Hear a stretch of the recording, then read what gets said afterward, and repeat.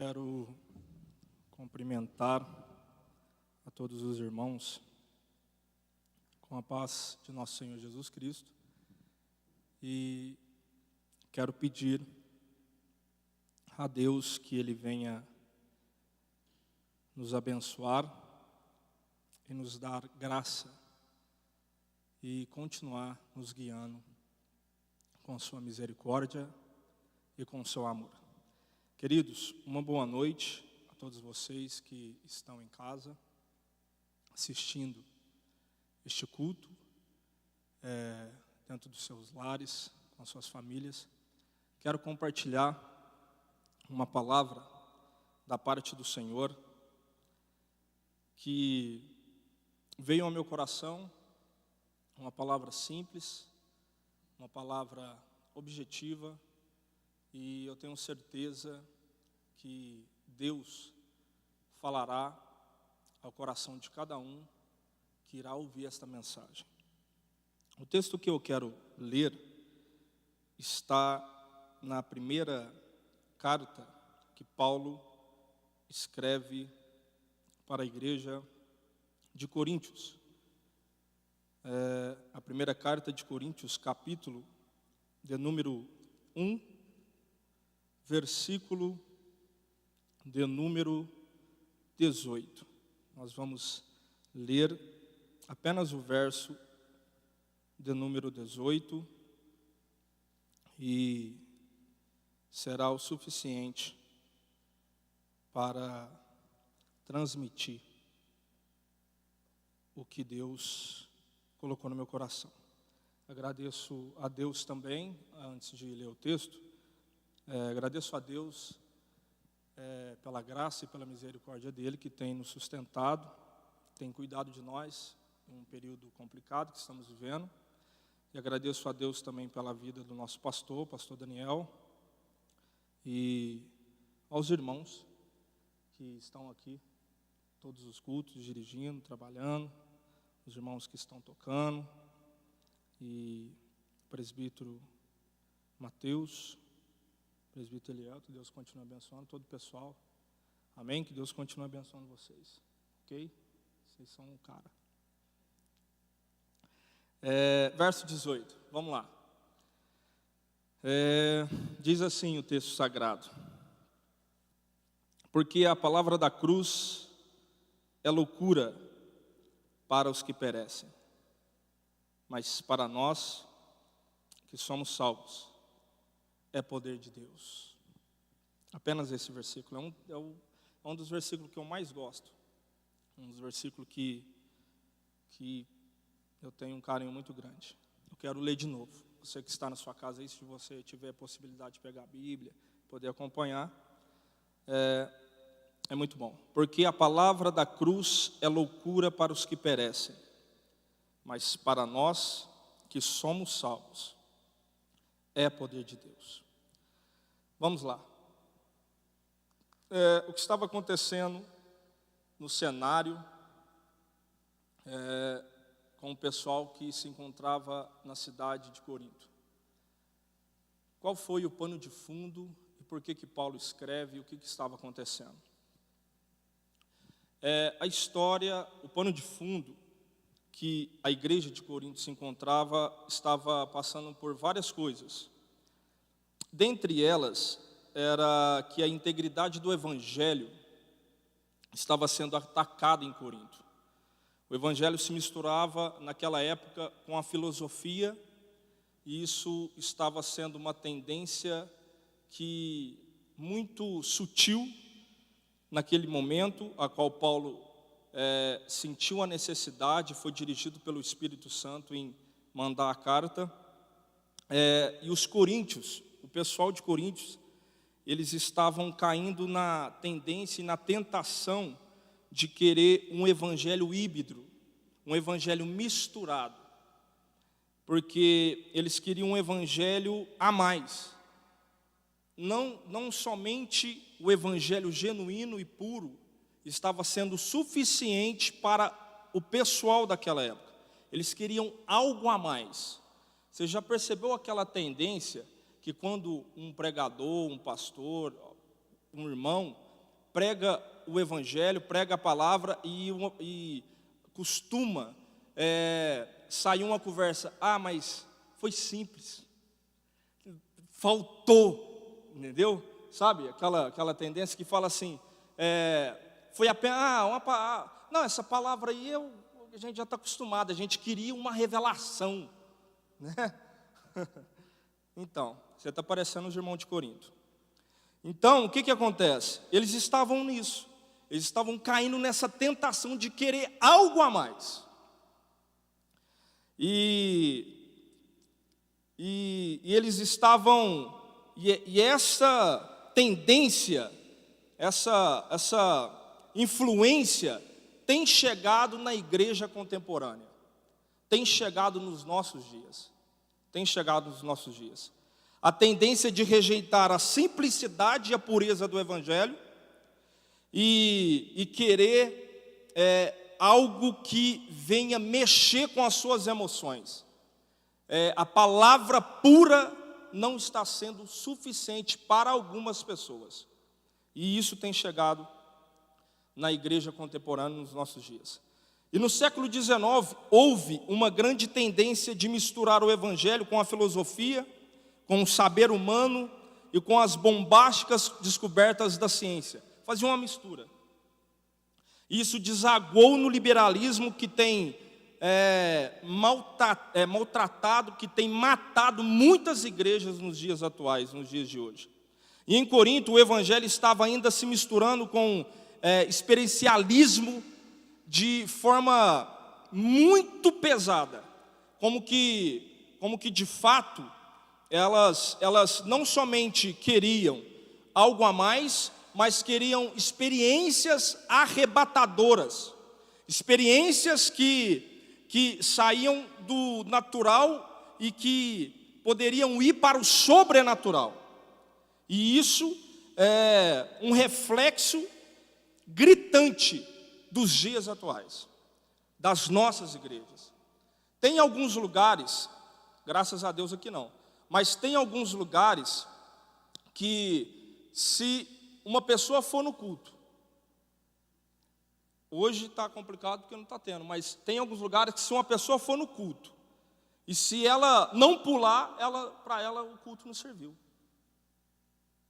Se ela for no culto, e se ela não falar em línguas, pelo menos uma vez no culto, para ela o culto não serviu para nada. Então, tem pessoas que se ela for num culto, e se ela não cair no chão, para ela não serviu para nada. Então, elas passam a absorver experiências fúteis, experiências e promessas vãs, e esquecem do verdadeiro, genuíno evangelho puro que transforma e que faz um milagre. Então, de igual forma, hoje, nos albores do século XXI, as pessoas não se satisfazem com apenas o evangelho. Elas querem algo a mais, elas querem experiências arrebatadoras. E em Corinto o evangelho estava se misturando com pragmatismo. E hoje também temos isso. E hoje nós estamos vivendo essa tendência. Eu vou entrar mais só em algum ponto aqui. Eu quero explicar por que Paulo deu ênfase dizendo que a palavra da cruz é loucura para os que perecem, mas para nós que somos salvos é poder de Deus.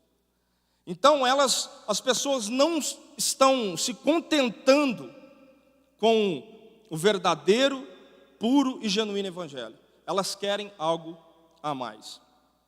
E hoje as igrejas caem nessa tentação.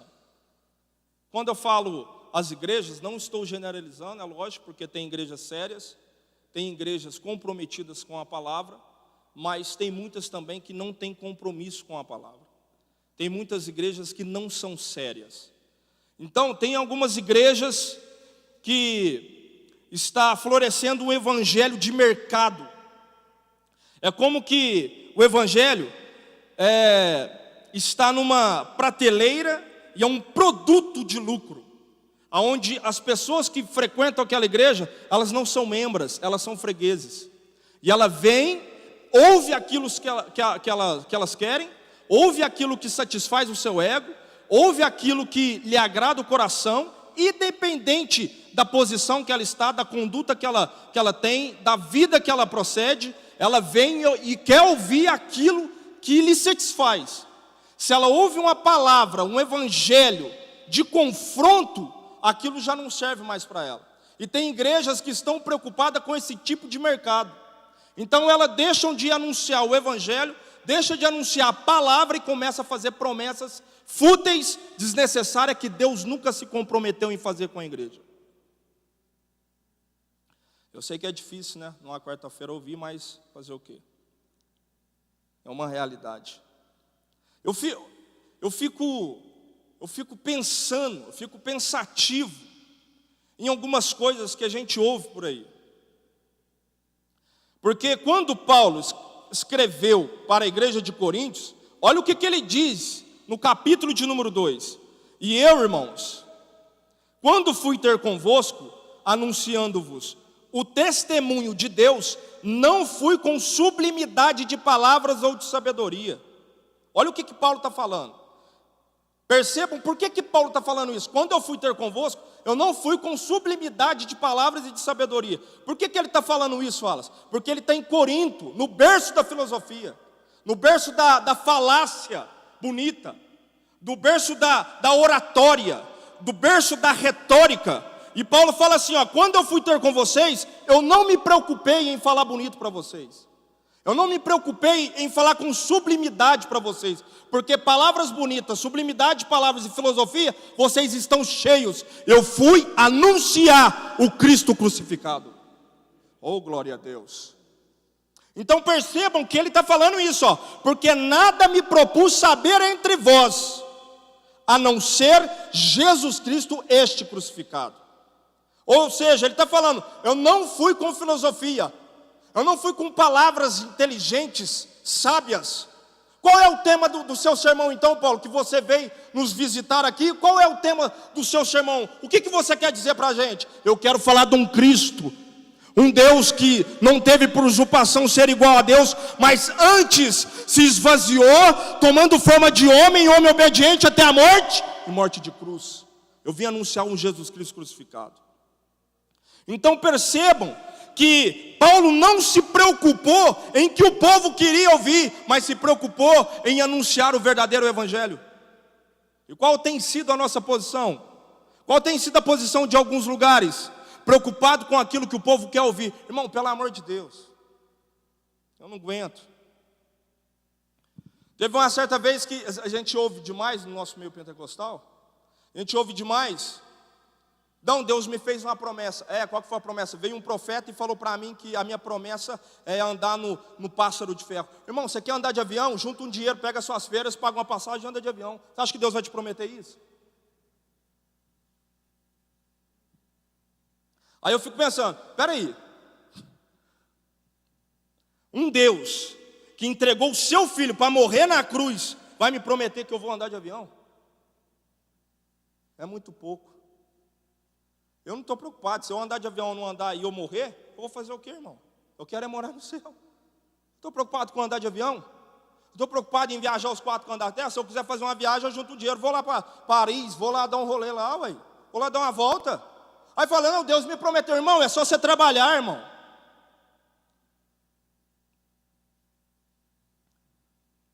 Aí a gente ouve algumas coisas que Deus nunca se comprometeu com isso. Agora eu tenho uma promessa. Tem promessas que Deus fez. A promessa de salvar a sua casa, a promessa de salvar a sua vida, a promessa que ele falou lá para os discípulos também, não falou só para você, falou para a igreja inteira, falou assim, não se turbe o vosso coração, crede em mim, crede também no meu Pai, eu vou preparar lugar, para que onde eu estiver, vós estejais também. Isso é promessa, isso é o que Jesus ofereceu para a gente. Outra promessa, quer mais uma? Quando os discípulos estavam olhando Jesus sendo assunto aos céus, o anjo falou assim, tem uma promessa. Que eu vou viajar aos 4 cantos da terra, vou pregar, não, isso é obrigação. Você é cristão, então ide pregar o evangelho. A promessa que eu tenho é essa. Do mesmo jeito que ele está indo, ele há de voltar. Então o que Paulo vai falar? Paulo vai dizer o seguinte: porque a palavra da cruz é loucura, mas para os que perecem, mas para nós que somos salvos, é poder de Deus. Em primeiro lugar, por que a palavra da cruz é loucura? Porque você percebe uma coisa, é uma mensagem para dois públicos. A palavra da cruz é loucura para os que perecem, mas para nós que somos salvos, em primeiro lugar, os que perecem. Segundo, salvos. A mensagem é para dois grupos, para os que perecem e para os salvos. Ok? A mensagem é uma, público são dois. Porém, a mesma mensagem, uma só mensagem, a mesma mensagem que tem efeito para um, tem efeito para outro. Efeitos diferentes. Para os que perecem, a mensagem da cruz é loucura, o efeito é loucura. Mas a mensagem da cruz para os salvos, o efeito é poder de Deus. Então uma mensagem só tem dois efeitos para dois públicos. Puta glória, hein? Tá achando que eu peguei isso no Google, né? Então, o que acontece? Uma mensagem só tem efeito para dois públicos com efeito diferente. Para os que perecem, quando ouvem, ela é loucura. Mas para os salvos, quando ouvem, é poder de Deus. Oh, glória a Deus. Então, para você que perece, que está me ouvindo, eu não sei aonde, pode ser loucura essa mensagem. Mas para os salvos que estão me ouvindo agora, sabe que é poder de Deus. E não obstante de tudo isso, o que acontece?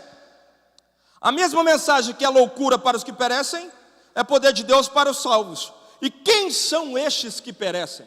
Vamos lá, eu nem sei quanto tempo que o Mateus me deu. Quanto tempo que eu tenho? Meu Deus, vai 15? Jesus amado. Então vamos correr então. Quem são esses que perecem?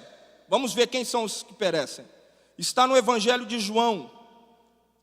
O Evangelho de João, no capítulo 3, nós vamos descobrir quem são esses que perecem. Diz assim o texto. Vamos lá. João capítulo 3, verso de número 11, diz assim, ó: na verdade, te digo que nós dizemos o que sabemos e testificamos o que vimos, e não aceitais o nosso testemunho. O que está acontecendo aqui? É um diálogo de dois mestres. Um mestre de Israel, que fazia parte do Sinédrio, que era Nicodemos, e um mestre, Jesus Cristo. O diálogo de dois mestres. Eu estou falando de dois mestres, não estou falando de dois iniciantes. Eu estou falando que é um diálogo de dois mestres. Mestres, ok? Não é dois iniciantes, são dois mestres. E Jesus vai falar o seguinte: na verdade, te digo que nós dizemos o que sabemos e testificamos o que vimos, e não aceitais o nosso testemunho. Está falando para o mestre Nicodemos. Aí ele continua dizendo assim, ó: se vos falei de coisas terrestres e não crestes, como crereis se vos falar das celestiais? Que coisa linda isso aqui. Ele está falando para o mestre. Se eu estou falando aqui que o nível está baixo, pequeno, aqui na terra, você já não está dando conta? Então eu não vou falar nem das coisas celestes. Aí ele continua dizendo o seguinte: ora, ninguém subiu ao céu senão o que desceu do céu, o Filho do homem que está no céu. Eu falei o verso 3:11, não falei, né? Falei? Agora é o 3:13. Ora, ninguém subiu ao céu senão o que subiu do céu. Ora, ninguém subiu ao céu senão o que desceu do céu, o Filho do homem que está no céu. Aí vem, verso 14: e como Moisés levantou a serpente no deserto, assim importa que o Filho do homem seja levantado. O que ele está dizendo? Ele está dizendo um texto sagrado que está no Antigo Testamento. E ele está falando, citando um texto sagrado do Antigo Testamento para um mestre do Antigo Testamento. Quando ele falou para Nicodemos, opa, eu conheço esse texto. Nicodemos já pegou na hora e falou assim: isso daí é Números 21. Aí Jesus fala assim, ó: Nicodemos, do mesmo jeito que Moisés levantou a serpente no deserto, importa que o Filho do homem seja levantado. Na hora que Jesus falou esse texto, essa história, já ligou na hora. Isso é Números 21. Mas qual é a relação de Jesus com a serpente? Qual é a relação de Jesus com esse texto que ele disse para Nicodemos? Porque ele está falando assim, ó: assim como Moisés levantou a serpente no deserto, importa que o Filho do homem seja levantado no madeiro. Então o texto sagrado vai dizer o seguinte, em Números capítulo 21, verso 4 ao 9. Vai dizer, eu não vou ler porque senão não vai dar tempo. Mas o texto sagrado vai dizer que o povo de Israel estava caminhando no deserto. E eles começam a murmurar, eles começam a reclamar. E eles falam contra o Senhor e contra Moisés. Deus se ira e Deus manda serpentes ardentes para atacar e morder o povo e matar o povo no deserto.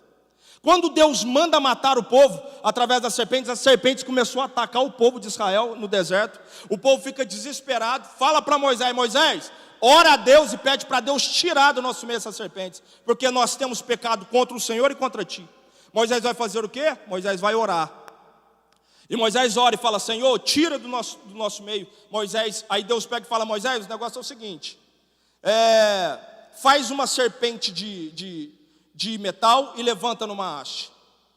E levanta ela bem alto. E quando você levantar essa serpente bem alta, todo aquele que for mordido pela serpente, somente pelo fato de olhar nessa serpente, ela viverá e não morrerá. Olha, presta atenção. Olha o texto que Jesus está citando para Nicodemos. Ele está citando esse texto, Números 21. Então o que acontece? Moisés começa a fazer essa serpente de metal. O povo, eu acredito que o povo chega e fala assim: Moisés, o que você está fazendo? Você orou? Orei. E qual que foi a resposta? Deus vai tirar do nosso meio essa serpente que está matando todo mundo? Não, não vai tirar não. Mas Deus não vai tirar não. E qual que foi a resposta? Ele falou para mim fazer mais uma. Mas Deus mandou você fazer mais uma, a gente está cansado de serpente. Mas Deus mandou fazer mais uma. Mas não vai tirar? Não, não vai tirar. Mas o que Ele mandou? Mandou fazer mais uma, e eu já estou fazendo. Então Deus não tira as serpentes no meio do povo. Deus manda mais uma. Porque é assim que Deus trabalha na nossa vida. É assim que Deus trabalha na nossa vida. Aquilo que a gente quer que Ele tire, Ele não tira. E aquilo que a gente quer que Ele não tira, Ele tira. Ele trabalha assim. Aí você fala: Dias, por quê? Não sei, irmão. Ele é Deus, Ele faz o que Ele quer. Então, o que Ele vai fazer? Ele vai fazer mais uma. E Ele levanta a serpente. Na hora que Ele levanta a serpente, o texto sagrado vai dizer assim, e mordendo a alguém as serpentes, somente pelo fato de olhar para a serpente que estava pendurada na haste, vivia e não morria. Então qual que está o segredo aqui? Somente em olhar. Você não precisa fazer nada. Moisés, o que eu preciso fazer? Eu preciso jejuar? Não, você não precisa jejuar. Mas eu preciso orar mais? Não, você não precisa orar. Mas eu preciso sacrificar? Não, você não precisa sacrificar. Eu preciso subir uma escada de joelho? Não, você não precisa. Eu preciso andar de bicicleta até em tal cidade? Não, você não precisa fazer isso. O que eu preciso, Jason? Você só precisa olhar. Só olhar. Aí o que Jesus... irmão, pelo amor de Deus. Aí o que Jesus vai falar para Nicodemos? Jesus vai olhar para Nicodemos e fala assim, assim como Moisés levantou a serpente no deserto, importa que eu seja levantado no madeiro. Por quê? Porque as serpentes da vida que nos morde, que nos ataca para tirar a nossa vida, para nos fazer morrer, nós temos aonde olhar e a nossa vida pode ser mudada. Então é somente olhar, a criança olha, o adolescente olha, o jovem olha, o adulto olha e o ancião olha. O olhar significa o quê? O olhar, tanto você perto, se você olhar para ele na cruz, tem efeito, a sua vida muda. Diz, e se eu estiver em meio caminho? Não tem problema, seus olhos alcançam, só olha que a sua vida pode mudar. Jason, mas aconteceu algumas coisinhas aí, eu estou distante, não tem problema, você pode estar longe. Se o seu olhar alcançar ele na cruz, a sua vida também pode mudar. É somente pelo fato de olhar que a sua vida é transformada. Então o que ele está fazendo? Ele está trazendo essa correlação entre a serpente levantada e entre ele levantado. Aí você fala, Francês, mas por que serpente? Fala aí, por que serpente? Porque não foi pela serpente que entrou o pecado?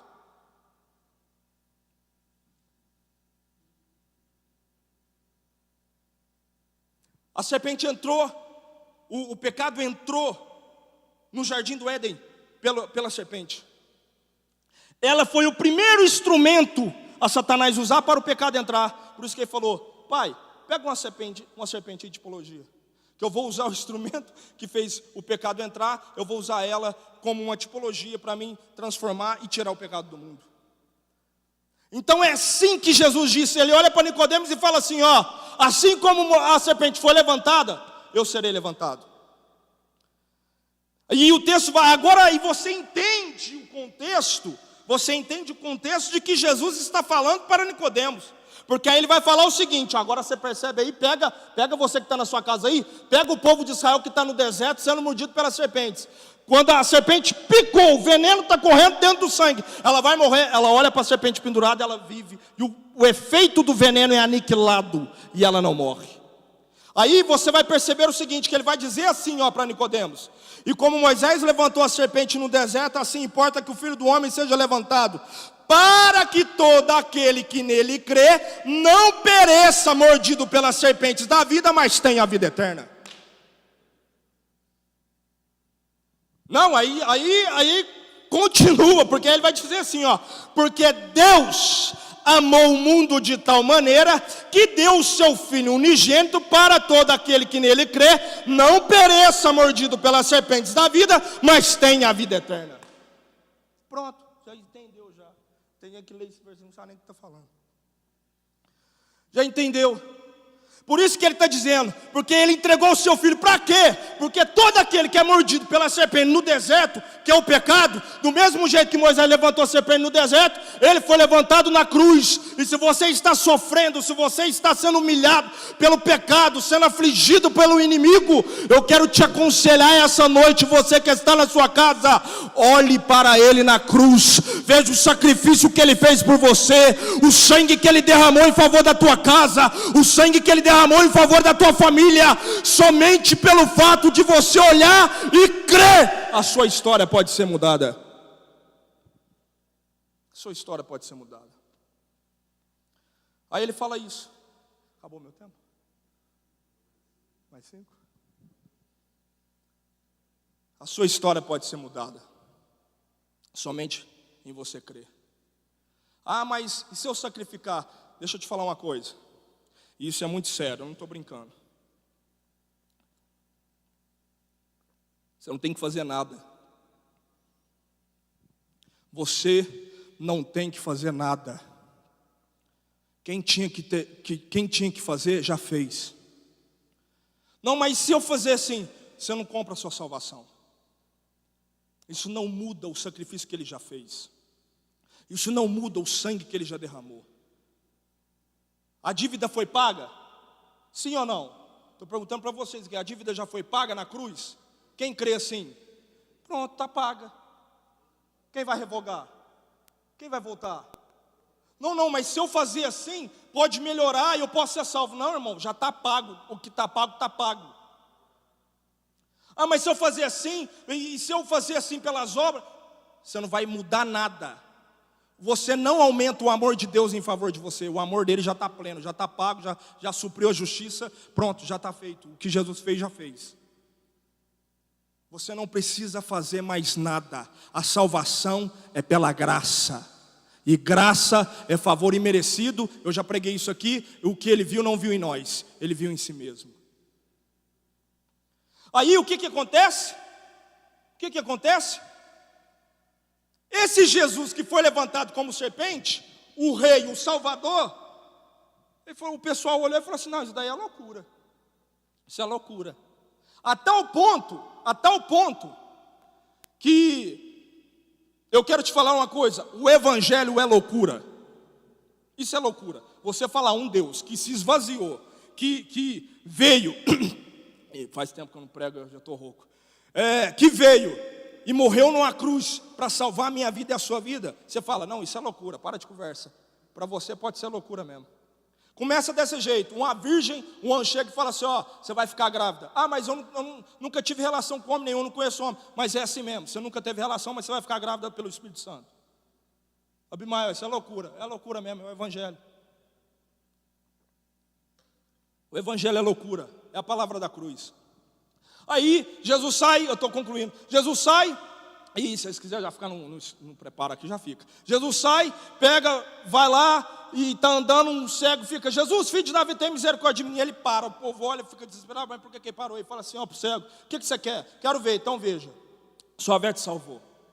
Aí ele pega os discípulos, vai atravessar o mar, está uma tempestade, aí eles olham, é um fantasma, que vai ver, Jesus está andando sobre as águas. Aí você fala, Jason, para de conversa, isso é loucura, pode ser para você, mas para mim é poder de Deus. Aleluia. Então, o Paulo vai dizer o seguinte, para a igreja de Coríntios, porque o evangelho da cruz é loucura para os que perecem, mas para nós que somos salvos, é poder de Deus. Essa palavra da cruz que é loucura, que pode transformar a sua história. Essa palavra da cruz que é loucura, que pode transformar a sua trajetória. Essa palavra da cruz que é loucura, que pode visitar o seu marido aonde ele estiver.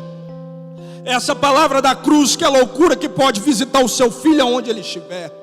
Essa palavra da cruz que pode entrar na sua casa agora onde você está e pode tocar o seu coração, pode arrebatar você em lágrimas, pode fazer você se render nessa sala que você está, aonde você estiver, e você ter um encontro com Ele, e você falar, Jason, o que está acontecendo? É a palavra da cruz que pode transformar a sua história. Posso fazer uma oração? Quero fazer uma oração. Porque a palavra da cruz é loucura para os que perecem, mas para nós que somos salvos é poder de Deus. É essa palavra que transforma. É essa palavra. Onde você estiver, feche seus olhos, eu quero fazer uma oração rápida. Pai de nosso Senhor Jesus Cristo, neste momento, ó Pai, eu quero te agradecer pela sua graça e pela sua misericórdia. Quero te agradecer, Senhor, porque Tu és fiel e Tu tens nos sustentado. Quero te agradecer, Pai, porque o que o Senhor fez já está feito, está pago, e nós não temos méritos nenhum. Quero te agradecer, Pai, porque o Senhor nos amou antes que nós viemos a te amar. O Senhor nos escolheu e não nós que o escolhemos. Senhor, aonde essa pessoa estiver dentro do seu lar, aonde estiver assistindo essa live, este culto, eu quero te pedir que o Teu Espírito Santo venha tocá-la, porque o Senhor conhece os que são seus, porque o Teu Filho disse, ó Pai, o nosso Senhor Jesus Cristo, que aquele que o Senhor manda para Ele, de maneira alguma Ele o rejeita, mas antes o recebe.